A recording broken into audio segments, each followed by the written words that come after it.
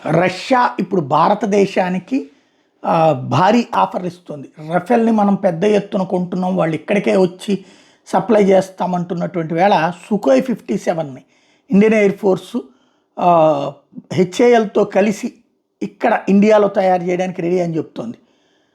ఇది అత్యంత కీలకమైనటువంటి అంశం. అంటే దాదాపుగా 30 సంవత్సరాల తర్వాతన ఈ తరహా కాన్సెప్ట్ తెర మీదకి తీసుకొచ్చింది. ఇంత ముందు నుంచి మనం అడుగుతున్నప్పుడు చాలా సీన్ క్రియేట్ చేసింది.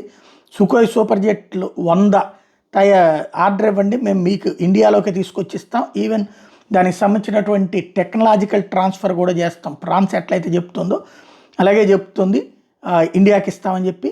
అలాగే కో ప్రొడక్షన్ కిందన ఇండియన్ కంపెనీలని ప్రోత్సహిస్తామంటుంది.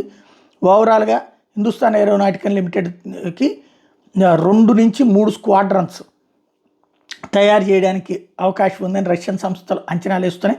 5th జనరేషన్ అన్నటువంటిది సుఖోయ్ 57లని ఇండియాలోనే తయారు చేయడానికి రెడీ అవుతున్నటువంటి వేళ మరి భారత ప్రభుత్వం ముందుకు వస్తుందా లేదా అన్నటువంటిది చూడాల్సి ఉంది.